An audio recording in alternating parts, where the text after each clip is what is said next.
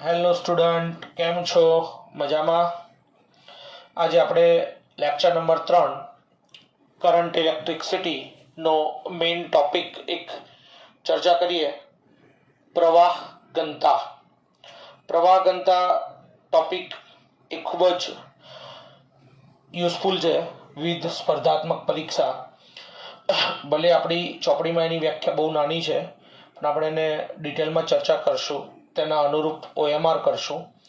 અને જે લાસ્ટ લેક્ચરમાં આપણે OMR આપ્યા હતા એમાંથી એક ક્વેશ્ચનની ક્વેરી ઘણા બધા વિદ્યાર્થીઓએ આપી હતી. ક્વેશ્ચન કંઈક એવો હતો કે 3000 કિલોમીટર લાંબો એક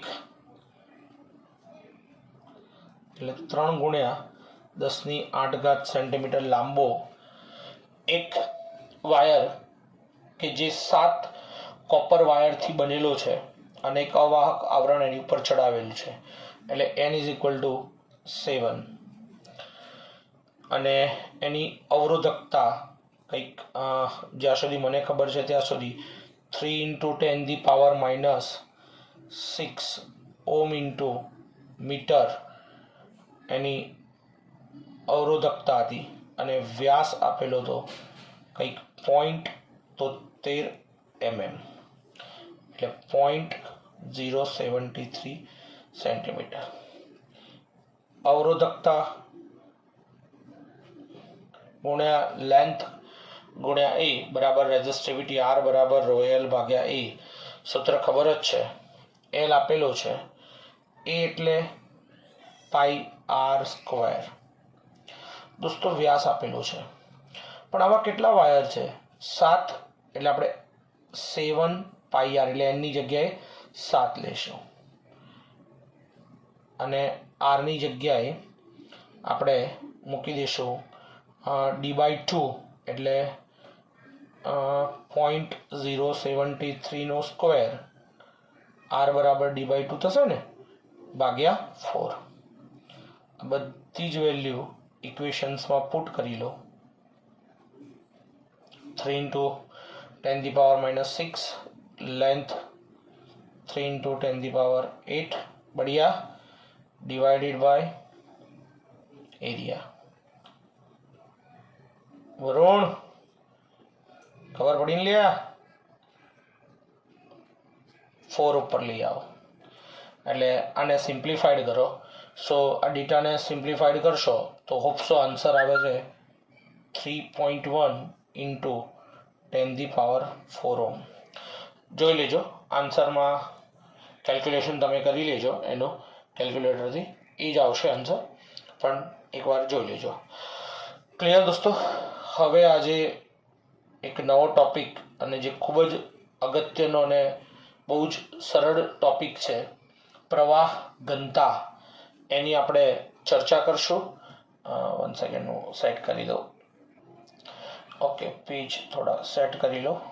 ઓકે, ચલો દોસ્તો, બહુ સરસ ટોપિક છે પ્રવાહ ઘનતા. મજા આવે એવો ટોપિક છે, સમજવાનું ફીલ આવશે દોસ્તો, અમારી ગેરંટી. અને આના અનુરૂપ જે ક્વેશ્ચન્સ કરીએ ને એ જોજો, બહુ જ સરસ ક્વેશ્ચન છે.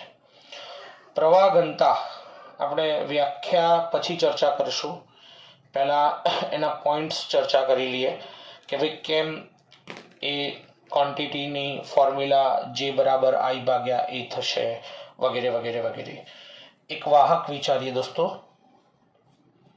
આ એક મારી જોડે વાહક છે અને એ વાહકને કોઈ એક્સટર્નલ બેટરી આપેલી છે, એટલે વિદ્યુતભાર આવી ગતિ કરે છે, સમજો, નંબર ઓફ ઇલેક્ટ્રોન્સ મુવમેન્ટ કરે છે.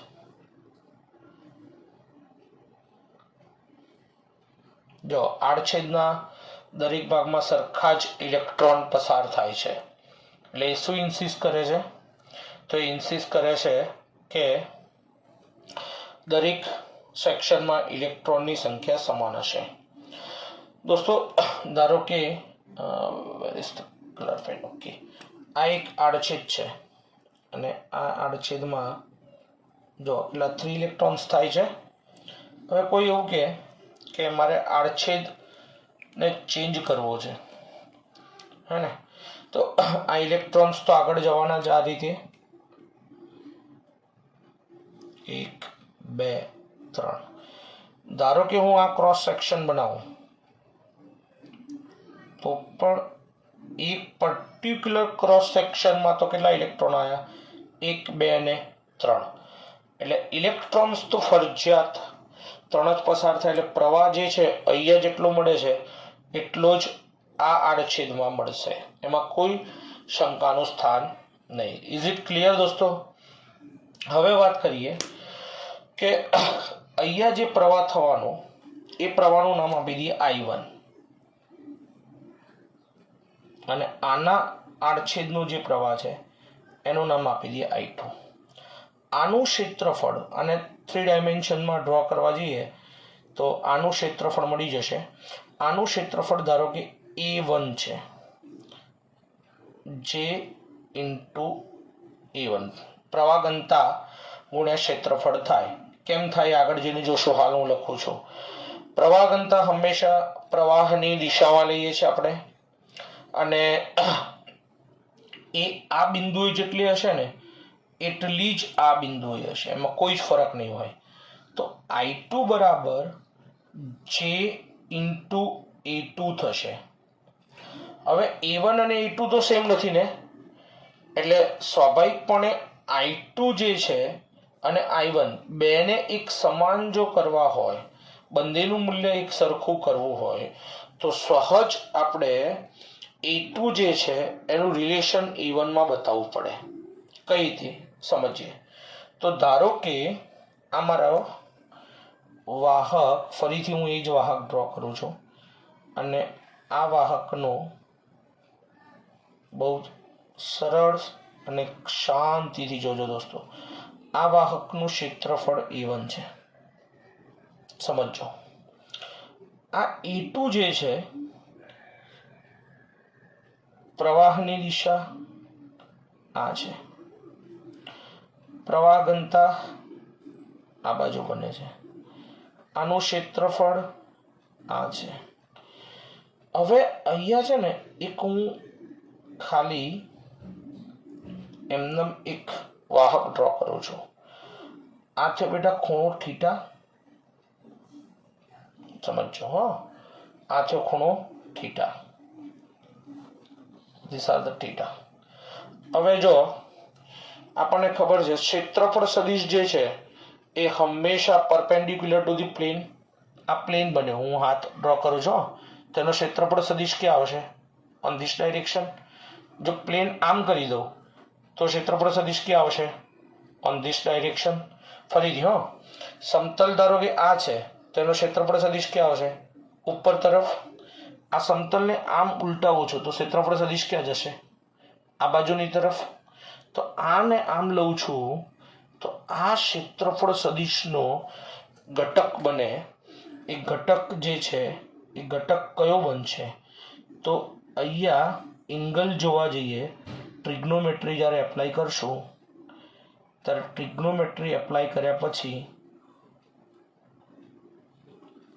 આ બાજુનો ઘટક જે છે ને એ બનશે A1 cos થીટા ડેફિનેટલી જે આપણે ખબર જ છે ફ્લક્સમાં કર્યું હતું phi બરાબર EA cos થીટા એટલે I2 જે છે એ I2 જે છે એ I2 માં A2 જે છે કેટલું કરવું પડે A1 cos થીટા એટલે કે ક્ષેત્રફળ સદિશ જે છે એ ક્ષેત્રફળ સદિશનો કયો ઘટક કામ લાગ્યો જો આને બેન્ડ કરીએ છીએ તો cos થીટા એટલે આના ઉપરથી તમારી પ્રવાહ ઘનતા જે છે એ આ રીતે લખાય I બરાબર JA cos થીટા દોસ્તો cos થીટા ત્યારે આવે જ્યારે ડોટ પ્રોડક્ટ અને ડોટ પ્રોડક્ટમાં પણ બે વેક્ટર જે છે એ વેક્ટરની સ્કેલર મળે છે કારણ કે કરંટને આપણે કઈ કહીએ છીએ સ્કેલર ક્વોન્ટિટી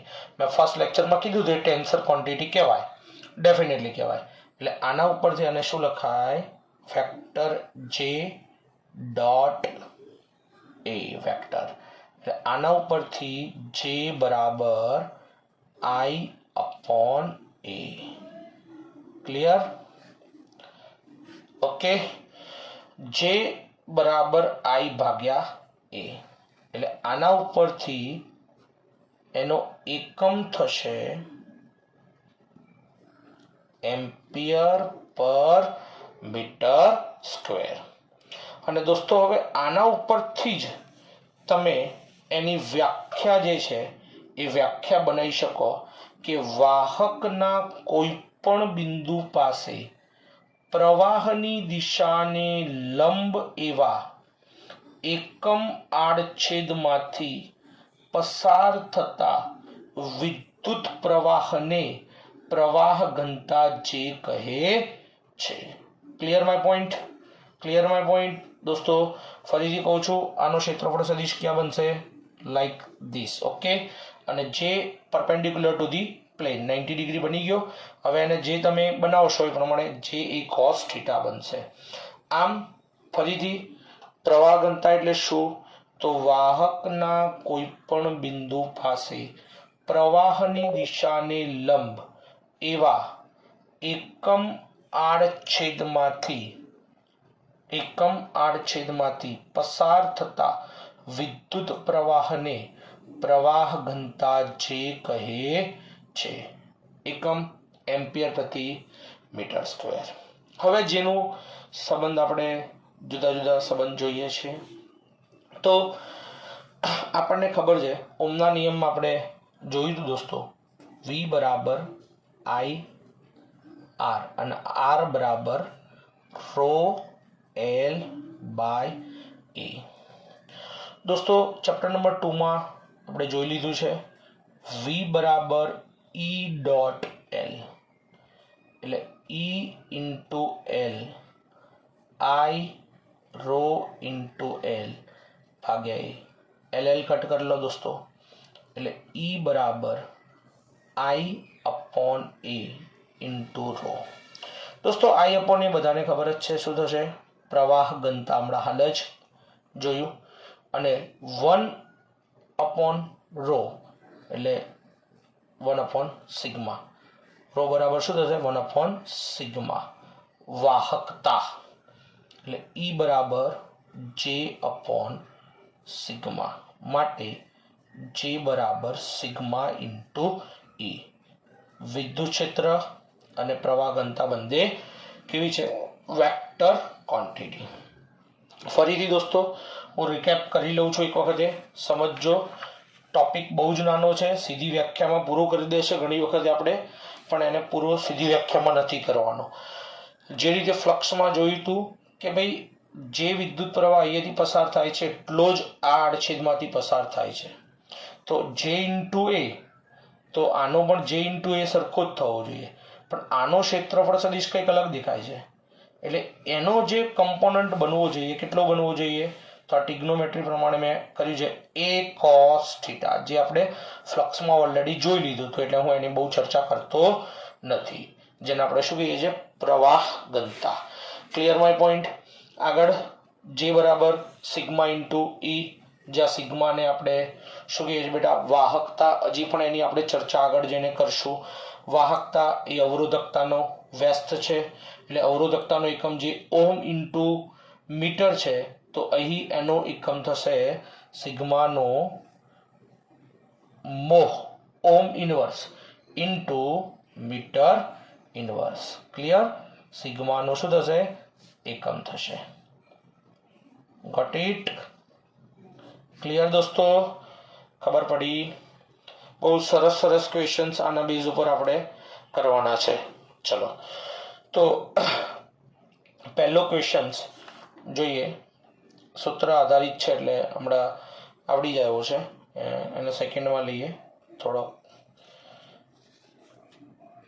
ચલો ફર્સ્ટ ક્વેશ્ચન આ લઈ લઈએ.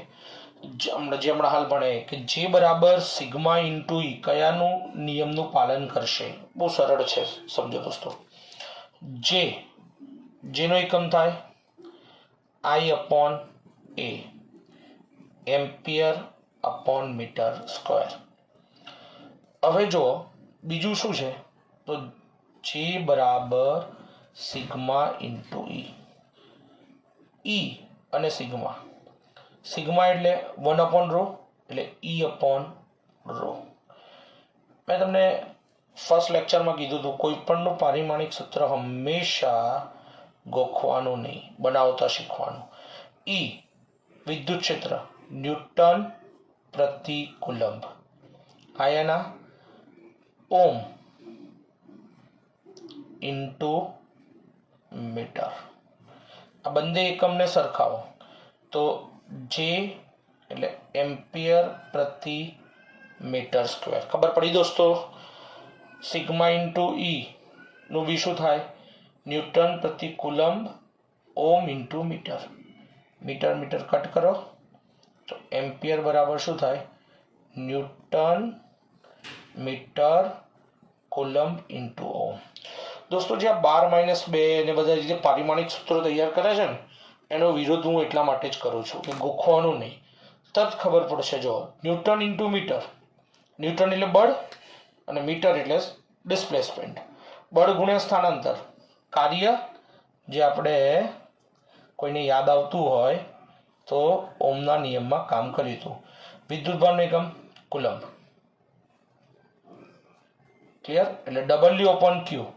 W/Q ઇઝ નથિંગ બટ વિદ્યુત સ્થિતિમાન અને ઓમ અવરોધ, એમ્પિયર કરંટ, I બરાબર V/R, V બરાબર IR.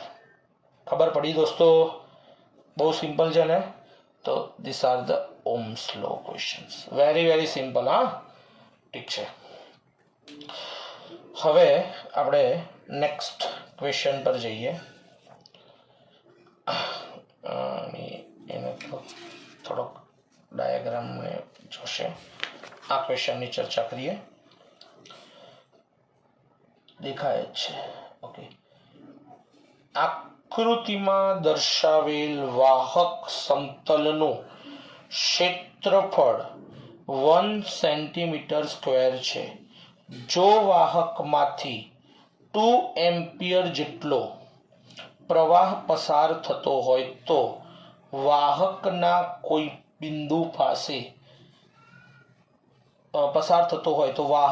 બિંદુ પાસે પ્રવાહ ઘનતા શોધો.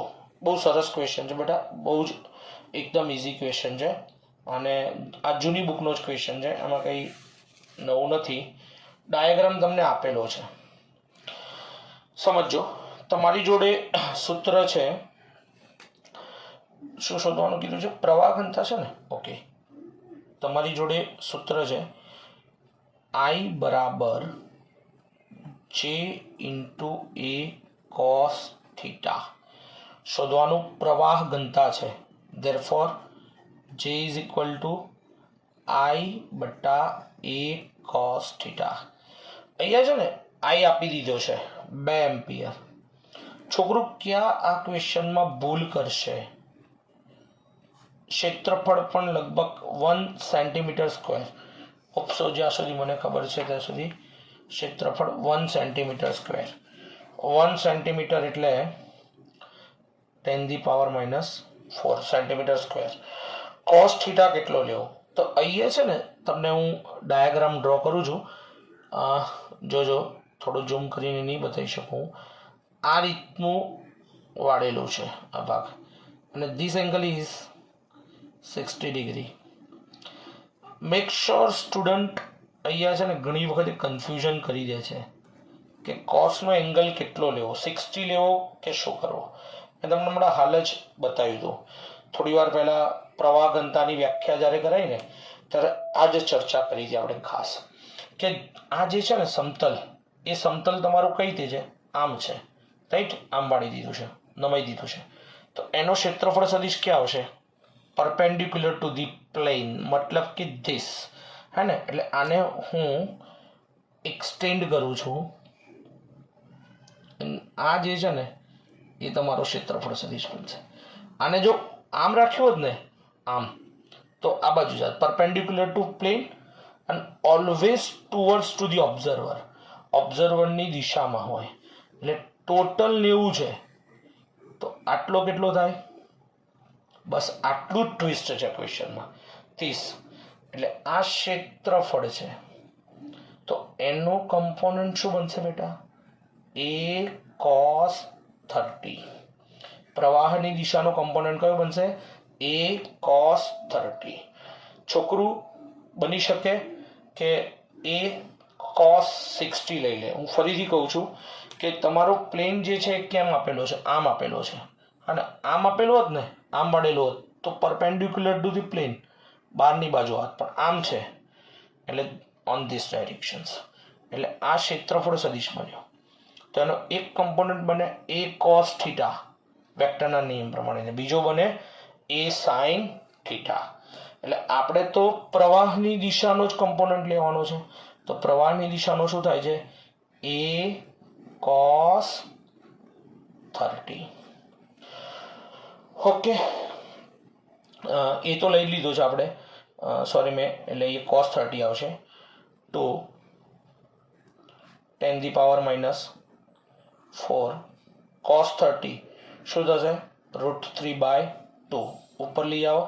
સો 4 upon √3 અને 10⁻4 ઉપર જતો રહેશે. સો 4 upon √3 10⁻4 is a right answer. Clear my point? ફરીથી દોસ્તો એક વખતે સમજી લેજો. તમને પ્લેન આમ આપેલું છે એટલે પરપેન્ડિક્યુલર ટુ ધીસ, આમ હોત ને તો આમ જાત. ઓકે, હોપ સો ખબર પડી હશે. હવે મિત્રો લેક્ચર જે છે ને એ 30 થી 35 મિનિટનું જ મારાથી ઉતારી શકાય છે, ડ્યુ ટુ એક લેક્ચર 1 GB 2 GB નું બની જાય છે એટલા માટે. એટલે આ લાસ્ટ ક્વેશ્ચન જે છે એ બહુ જ ઇમ્પોર્ટન્ટ છે અને બહુ સરસ છે, જૂની બુકનો જ હતો, બહુ સમજવા જેવો છે. ડાયાગ્રામ નથી ડ્રો કરેલો. આર ત્રિજ્યાના નળાકાર વાહકને અક્ષને સમાંતર પ્રવાહ ઘનતા, બહુ સમજો, હું ઝૂમ કરું છું અને ક્વેશ્ચનને જોજો.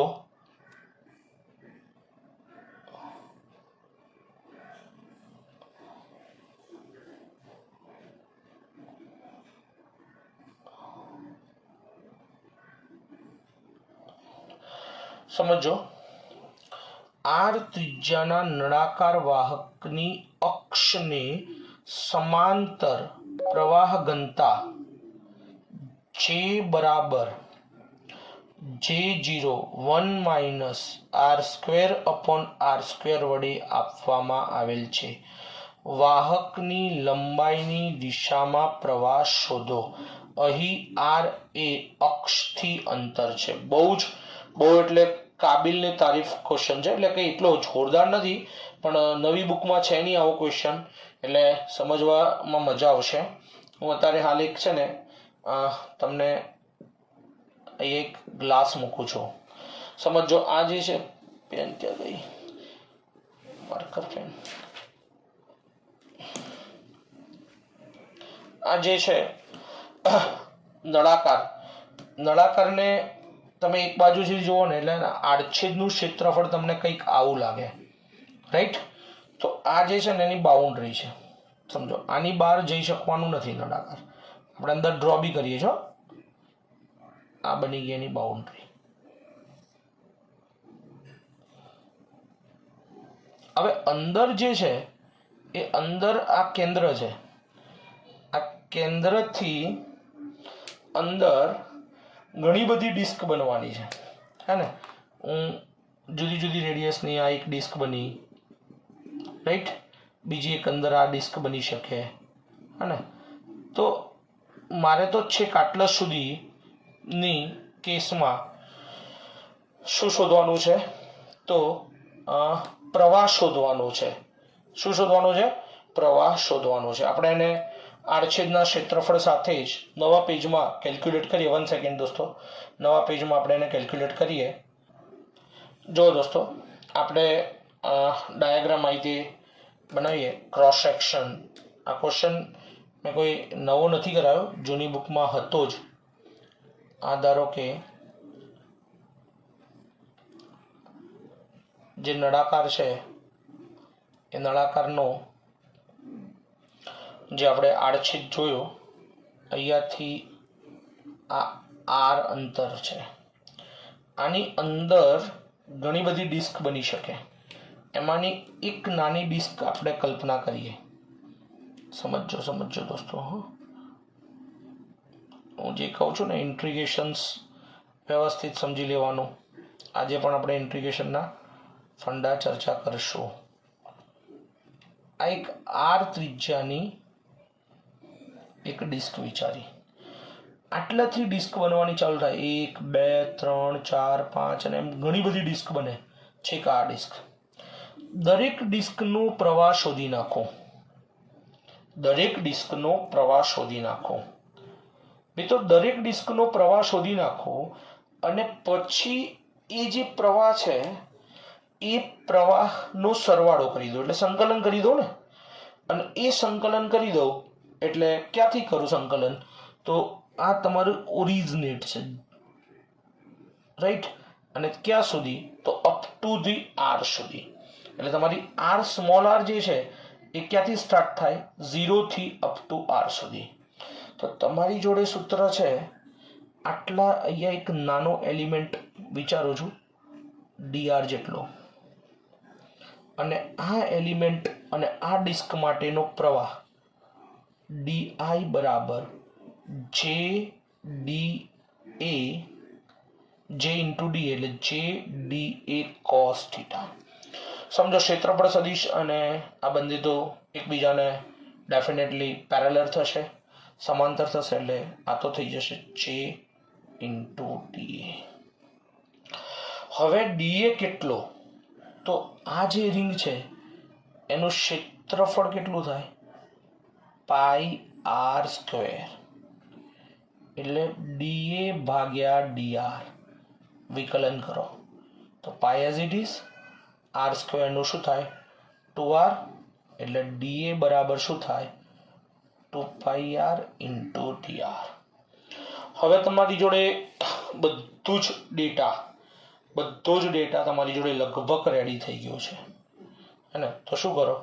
ડીઆઈ બરાબર જે 2 પાઈ આર ઇન્ટુ ડીઆર, અને જે બરાબર J0 ડેટામાં શું હતું? J0 1 minus R square upon R square 2 pi R into d r. હવે શું કરો દોસ્તો? તો કુલ કરંટ મેળવવો છે, બંને બાજુ સંકલન લગાવી દો. ક્યાંથી ક્યાં સુધી? તો your R is start from 0, અને આર જે છે 0 થી સ્ટાર્ટ કરો અને ક્યાં સુધી? કેપિટલ આર સુધી. જે 12 લઈ લો, જે નોટ 12 લઈ લો. 0 ટુ આર. 2 પાઈ પણ 12 જ જવા દો, હાલ પૂરતા લખી દો. 1 minus R square upon R square 2 pi R into d r. એક સ્ટેપ ખોટું થયું, કામ વગરનું વધારે. હવે 2 પાઈને પણ 12 લઈ દો, ઓકે. અને લિમિટ 0 થી R 1 minus R square upon R square R d r. આ આરને અંદર ગુણી નાખો. આ આરને અંદર ગુણી નાખશો દોસ્તો, એટલે તમારી જોડે શું થશે? તો જે બરાબર 2 પાઈ J0, નવા પેજમાં જ ગણીએ, આગળનો ભાગ આટલાથી આગળનો ભાગ નવા પેજમાં ગણીએ.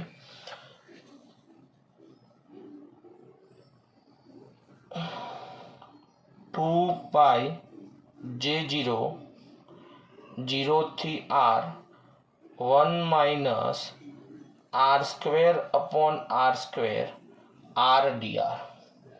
આ આરને અંદર ગુણી નાખો દોસ્તો, એટલે 2 પાઈ J0 0 થી આર આરની 3 ઘાત ભાગ્યા આર સ્ક્વેર ડીઆર.